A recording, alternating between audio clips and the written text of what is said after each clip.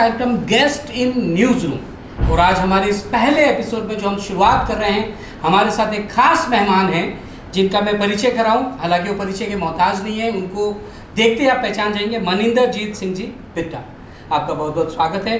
शुरुआत करें हम सवाल जवाब, उससे पहले हम आपको बता दें अखिल भारतीय आतंकवाद विरोधी मोर्चा के आप अध्यक्ष हैं और आपकी पहचान है सन 1992 में अमृतसर में एक बम धमाके में जब 13 लोग मारे गए थे, उस समय आपके एक पाँव चला गया था। उसके बाद दिल्ली में आतंकवादी हमला हुआ जिसमें आपके एक बॉडीगार्ड की डेथ हो गई।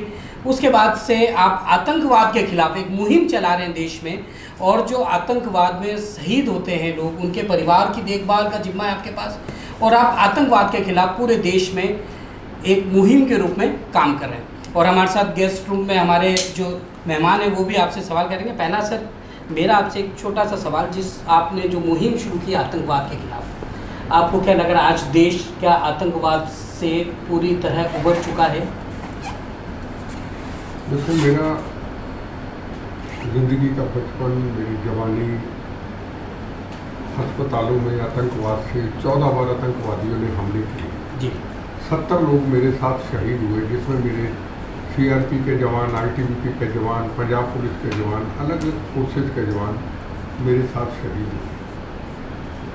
हमने ये कभी नहीं सोचा था कि कभी भारत आतंकवाद से मुक्त होगा। हमने कभी नहीं सोचा था कि कश्मीर के अंदर 370 धारा हटेगी। हमने अपनी लाइफ में कभी नहीं ये सोचा था कि हम अपने जीते जी रामलला का निर्माण होते हुए देखेंगे। हमने ये कभी नहीं सोचा था अगर रामलला का निर्माण होता है या 370 धारा हटती है, पता नहीं कितने दंगे फसाद, गोलियां, बम चलेंगे, कितने बहनों के सुहाग उजड़ेंगे, कितने बच्चे यतीम होंगे, कितनी खून की नदियाँ बहेंगी, है ना। हमने कभी नहीं सोचा था कि जम्मू कश्मीर के अंदर हिंदू, मुसलमान, सिख, ईसाइयों के खून से बना तिरंगा झंडा हर घर में, हर सरकारी बिल्डिंग पे, और 15 अगस्त और 26 जनवरी हम शान शौकत के साथ मनाएंगे। तो हम समझते हैं कि आतंकवाद काफ़ी हद तक समाप्त हुआ है। इतना बड़ा देश है, वारदात कहीं ना कहीं इतने बड़े देश में होती है, जम्मू कश्मीर में भी होती है, पर बहुत कम। पर जिस तरीके से जवानों को पत्थर फेंके जाते थे, गोलियां चलाई जाती थी, राजस्थान का कोई ऐसा गांव नहीं था जहां हिंदू, मुसलमान, सिख, ईसाइयों के खून के तिरंगे झंडे में बॉडी लिपटी हुई नहीं आती थी।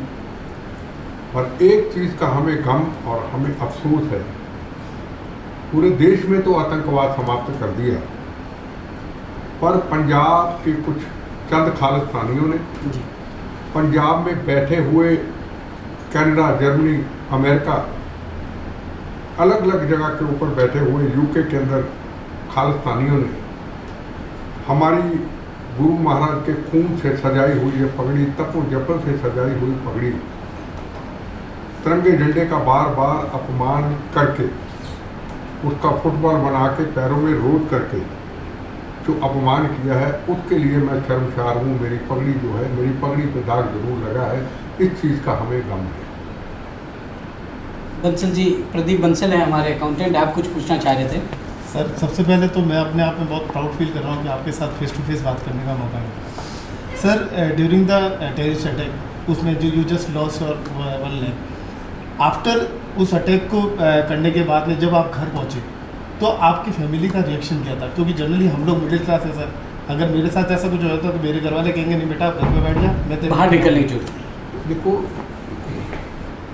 हम जब अपने घर से निकले थे 7 साल की उम्र में, जलियांवाला बाग में हिंदू, मुसलमान, सिख, ईसाइयों के खून के तिरंगे झंडे की शपथ ली थी, जब लाल मिट्टी पे शपथ ली थी कि आज़ादी हिंदू, मुसलमान, सिख, ईसाइयों ने जनरल डायर की गोलियों पर सीने पे आके दी, तो हमारा संकल्प उस वक्त हो गया था, उन शहीदों की मिट्टी से शपथ लेके, उनकी ब्लेसिंग से, कि आज़ादी लेके दी, आज़ादी की रक्षा हम करेंगे। और उसके बाद जब हम थोड़े बड़े हुए तो भिंडरांवाला हरमंदर साहब में घुस गया और ये हमारा घर था। कई बार सवाल पूछे जाते हैं कि 14 बार हमले हुए, पहला कब हुआ, तो हम फ़ख्र से कहते हैं पहला हमला आज़ादी के तिरंगे झंडे की रक्षा करते हुए 15 अगस्त को हरमंदिर साहब के पास, जहां भिंडरावाला हरमंदिर साहब का अपमान कर रहा था हथियार लेकर के, पहला बम चला था।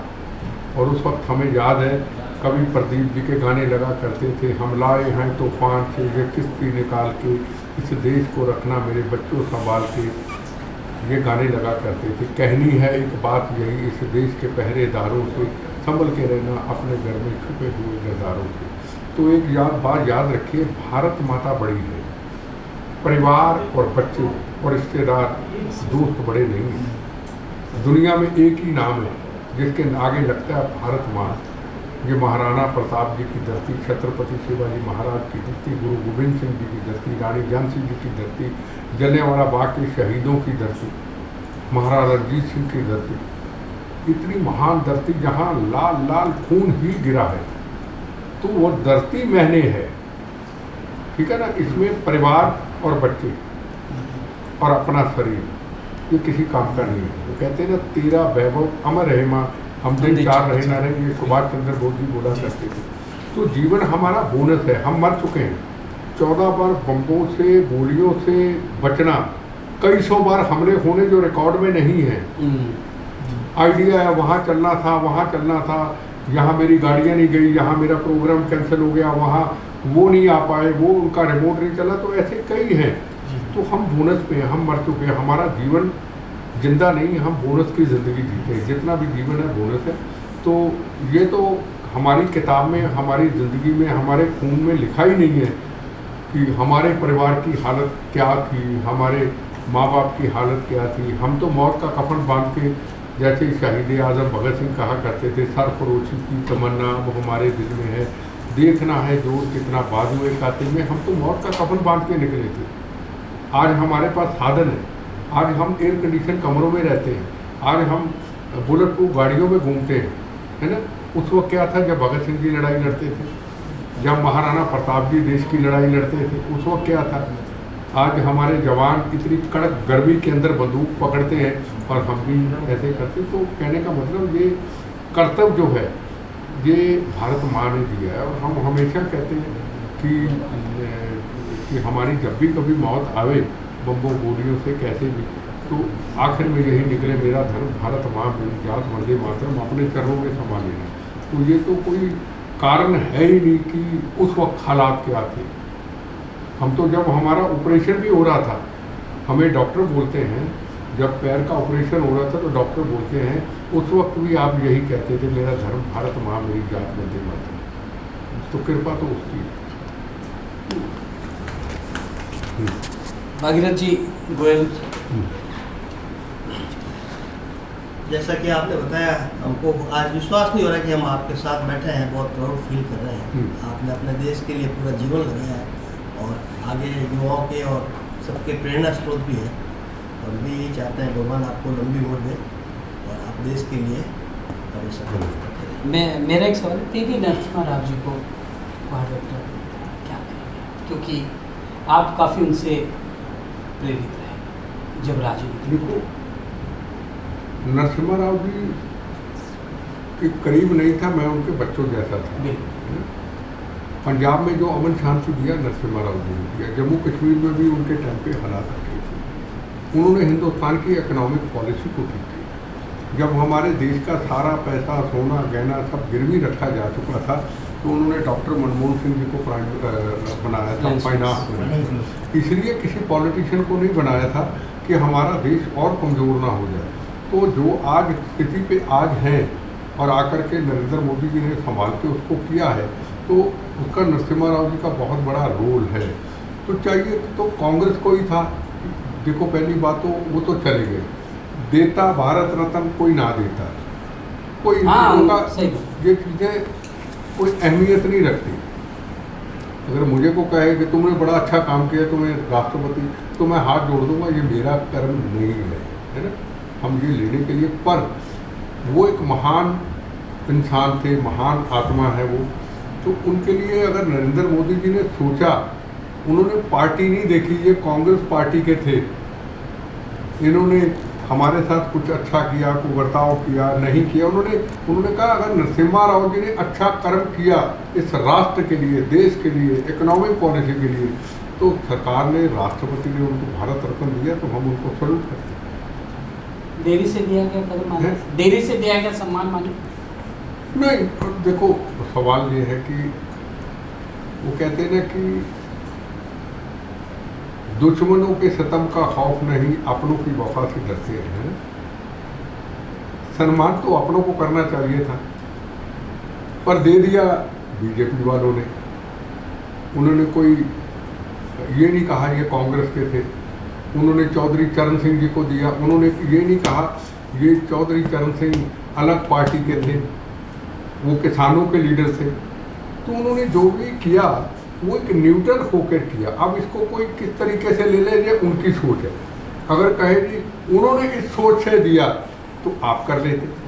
अब कहा यह जाता है कि राम जन्मभूमि का निर्माण का राजनीतिक फायदा है, तो भी जो कहने वाले वो खुद कर लेते, वो ले लेते फायदा। आपने तो किया नहीं। 500 साल रामलला झुग्गी झोंपड़ी में मिट्टी गट्टे में अपमानित होते रहे। एक योद्धा भगवान ने दिया, एक फरिश्ता दिया, तो वो फरिश्ता अगर दिया तो उसमें क्या हुआ? अगर वो फरिश्ता दिया तो उसके हाथों से निर्माण करा दिया गया, न दंगे हुए, फसाद हुए, न गोली चली, न बम चला। जय श्री राम।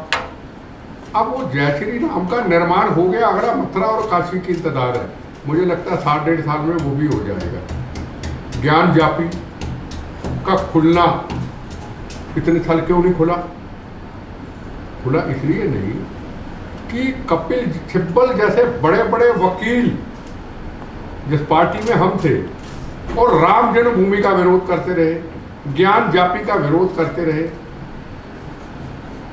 राम सेतु जो हमारे राम जी की, जो हनुमान जी की, जो उस वक्त की हमारी विरासत, जहां पुल बना, अभी भी इतिहास है, समुद्र के अंदर पुल है, अभी भी इतिहास है, उसको तोड़ने लगे थे।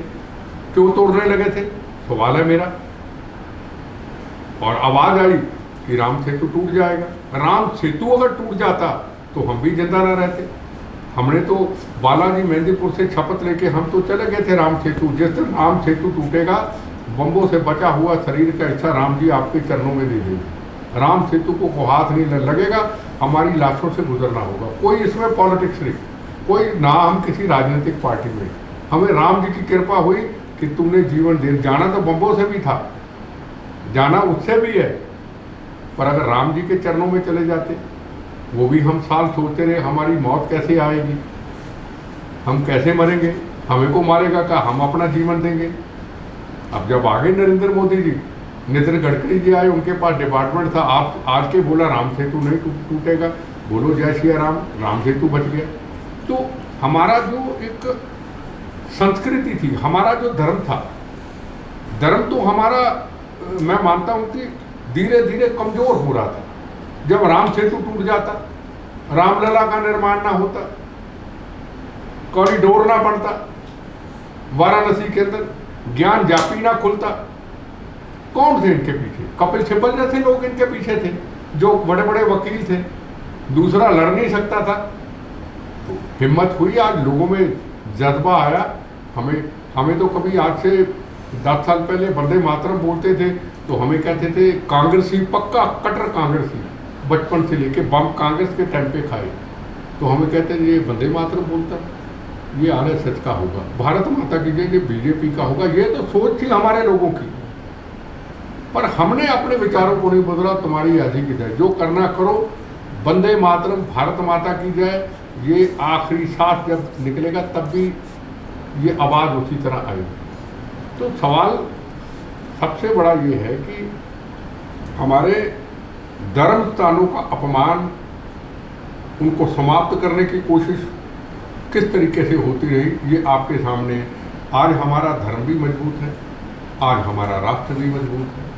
अब अगर राष्ट्र और धर्म मजबूत है और हम कहते जय श्री राम, पल पल हर मैं अभी पूछता हूँ, गाड़ी में बैठे पूछो जय श्री राम सतनाम भाई तो निकलता है। अगर मेरे राम का ही अपमान हो रहा है तो अगर जय श्री राम मैं बोल बोल के कर देता मैं तो दिखावा कर रहा हूँ। अब जिनसे नहीं हुआ वो दुखी है, इसका मतलब उनको राम से भी प्यार नहीं, उनको कृष्ण जी से भी प्यार नहीं, उनको राम सेतु से प्यार नहीं है। जो ये भाषा का प्रयोग उनके लिए सिर्फ मैं और मेरी पॉलिटिक्स, पहले राम, पहले देश, उसके बाद इंसान, उसके बाद पार्टी, उसके बाद नेता। एक सवाल, राजनीति छोड़ी आपने, उसके बाद अब आप आतंकवाद निरोधी मोर्चा के मार्फत काम कर रहे हैं। आपको क्या लगता है राजनीति में जो आपका उद्देश्य है वो राजनीति में रहकर और ज़्यादा बेटर तरीके से कर सकते? देखो ये मेरे बस का काम नहीं है, बड़ी गंदी है राजनीति। बम्बों गोलियों से आदमी जब चले जाता है तो शहीद कहलाता है।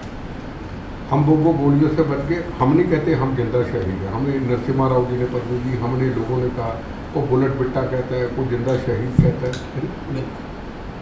राजनीति में जो मौत होती है ना, पॉलिटिकल टेररिज्म की, वो बड़ी खतरनाक मौत होती है, वो आदमी बता नहीं सकता। हमने झेली है, हमने 12-14 साल झेली है और अपनों की झेली है। कहा ना, दुश्मनों के सितम का खौफ नहीं, अपनों की वफा।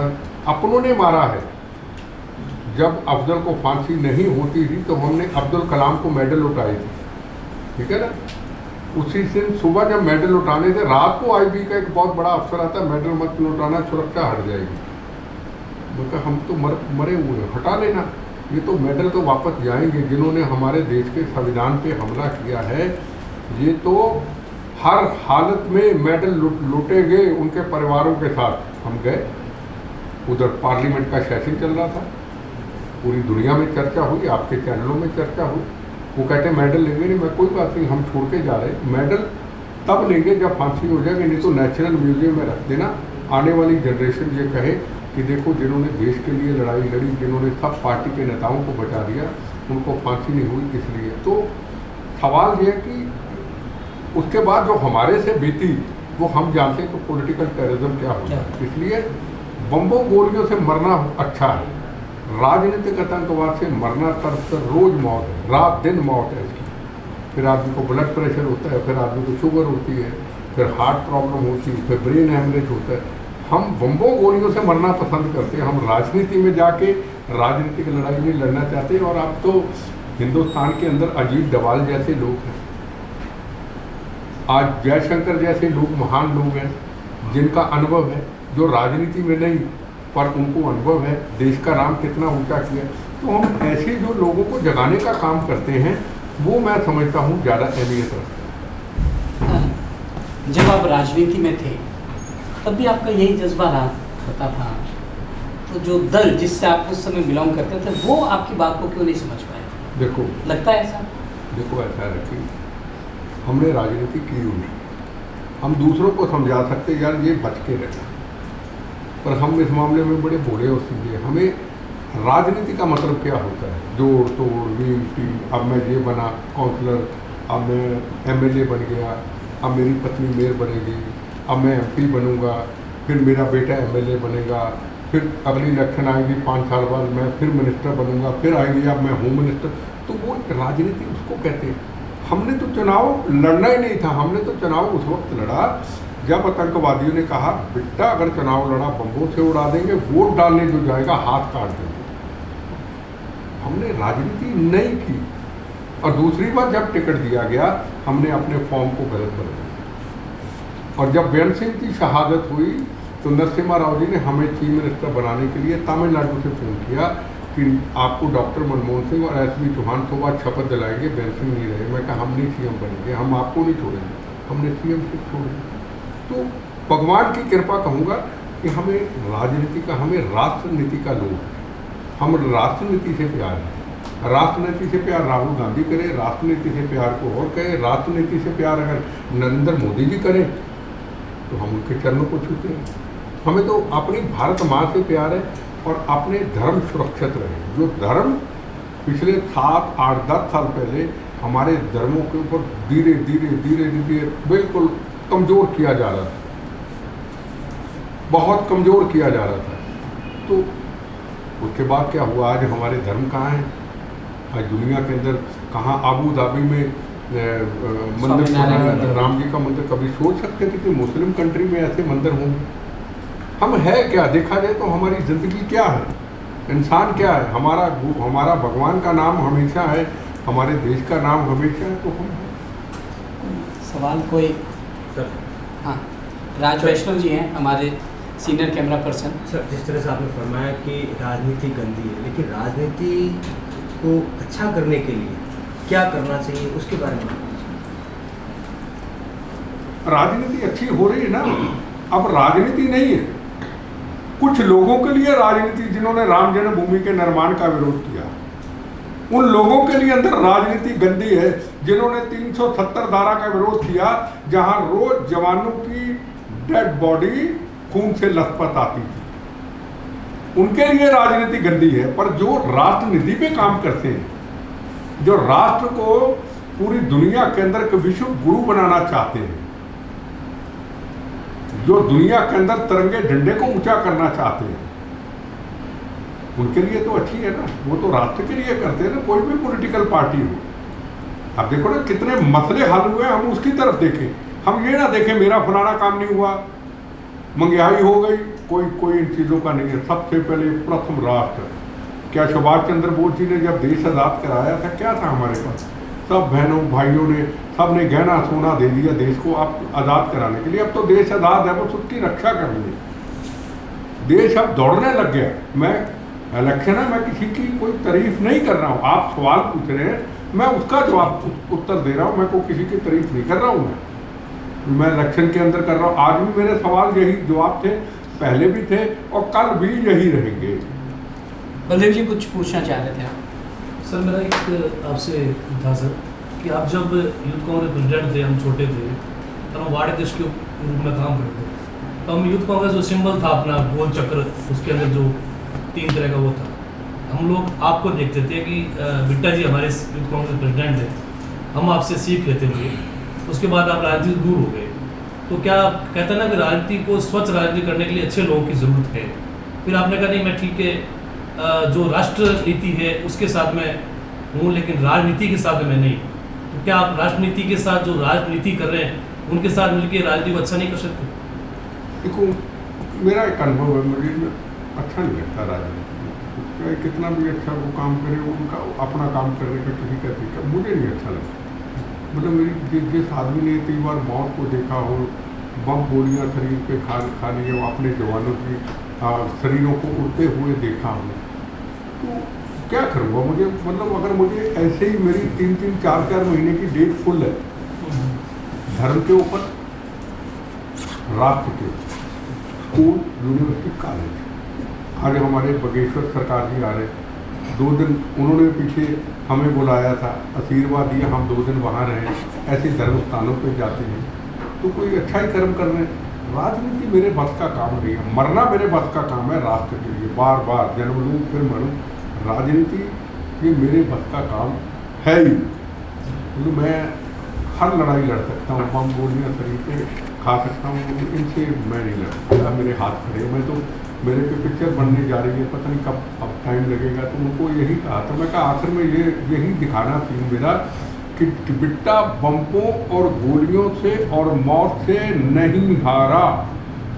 बिट्टा अगर हारा है राजनीतिक आतंकवाद से हारा है। कहता हार, मैं कहा राजनीतिक आतंकवाद से मेरी हार दिखा दो तो मुझे गर्व होगा, पर बम्बों गोलियों से मौत से नहीं आ रहा, वो मत दिखाना। मैं नहीं आ रहा तो नहीं आ रहा, इसलिए मेरे बस का काम नहीं है तो नहीं।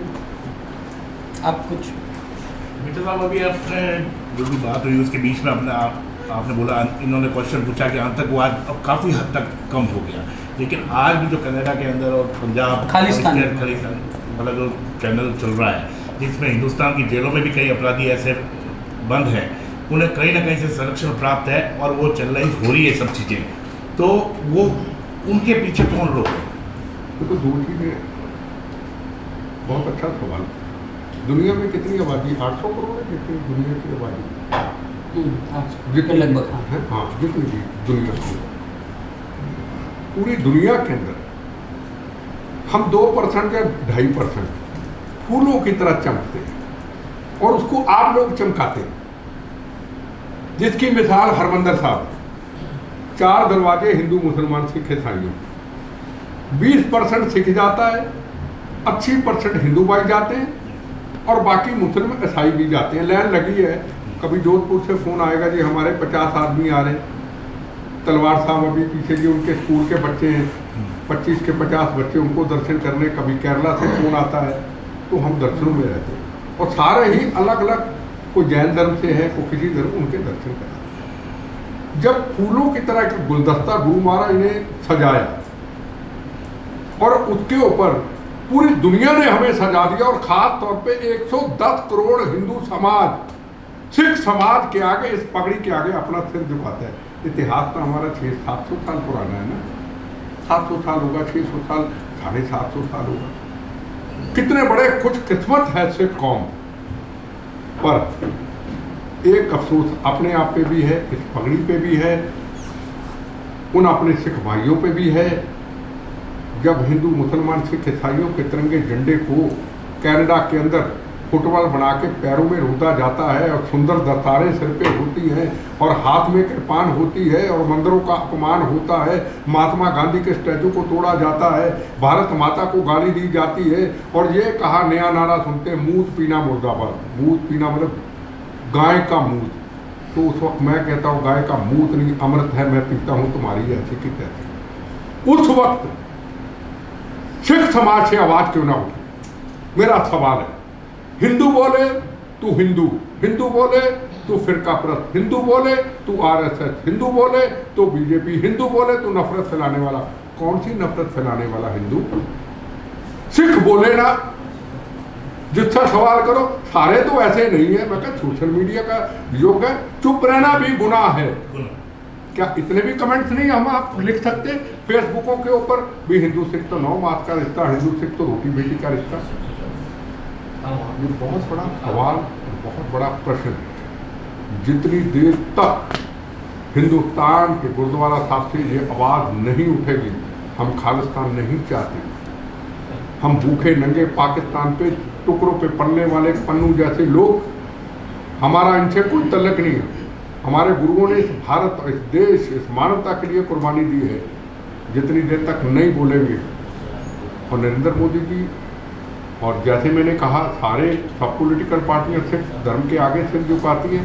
मिसाल आपके सामने, जब 26 जनवरी को दिल्ली में लाल किला में अपमानित हुआ, क्या सिख कौम की जगह पे कोई भी कौम होती तो गोली चलती चलती, किसी की हिम्मत नहीं थी कि बॉर्डर पे आ जाते। अगर आ गया तो फिर जिंदा वापस ना जाता। जिंदा वापस गए तो एक ही था, वो पगड़ी नरेंद्र मोदी जी के सामने थी कि हमारे गुरुओं की पगड़ी है, इस पर गोली न चले।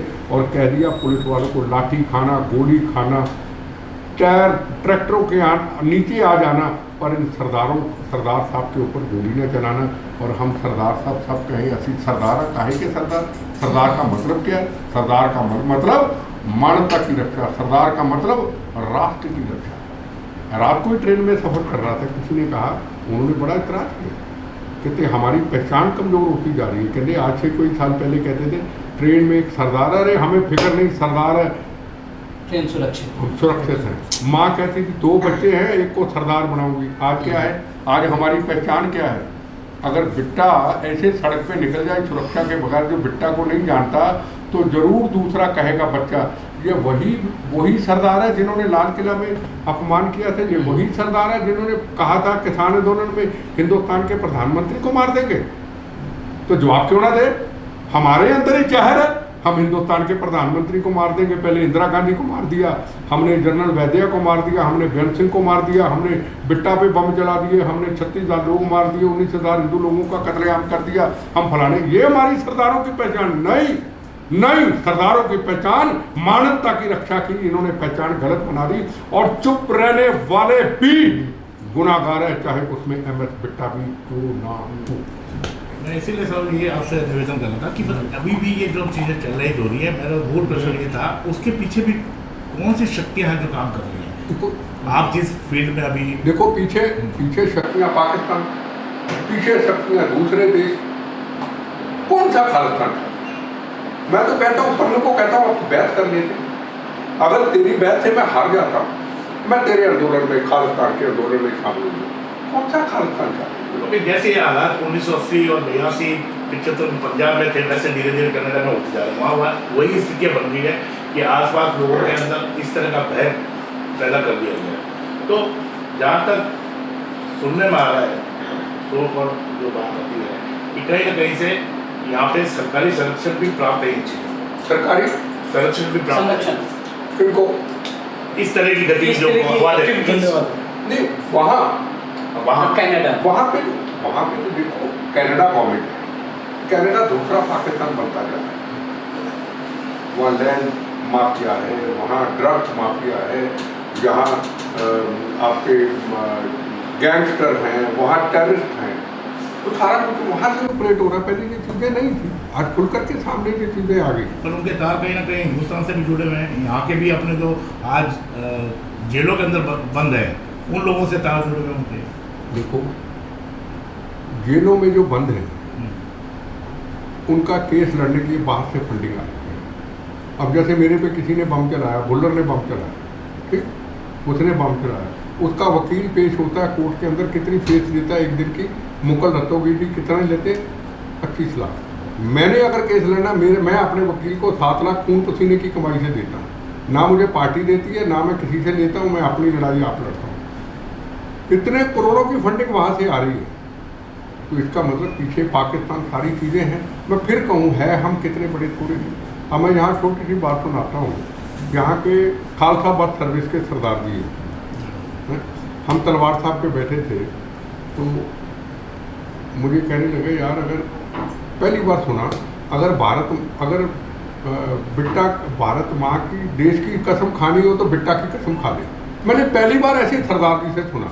फिर उनसे एक और चीज़ सुनी जो अच्छी लगी, ऐसे सरदार बड़े कम हैं। कहने लगा सुबह जब मैं अपने गुरुद्वारा साहब जाता हूँ, गुरु महाराज के आगे कहता हूँ मेरा देश सुरक्षित रखना। ऐसे सरदार जितनी देर तक पूरे देश में नहीं आएंगे, ये समस्या रहेंगी। इन सारी चीज़ों का एक ही जवाब, चाहे पाकिस्तान हो, चाहे कनाडा हो, चाहे अमेरिका हो, सरदार जिस दिन गुरुद्वारा साहब से निकलेगा, मीडिया के सामने कहेगा ये भूखे नंगे पाकिस्तान के इशारों पे चलने वाले हैं, अगर खालिस्तान लेना तो यहाँ आके बात करें, हम खालिस्तान नहीं चाहते, ये कहने को तैयार ही नहीं। मुझे बताइए ना, सरदार हिंदुस्तान के सरदार साहब कहने को तैयार ही नहीं। डबल गेम खेलते, इधर वो ना नाराज हो जाए, इधर वो ना नाराज हो जाए। देश देश है।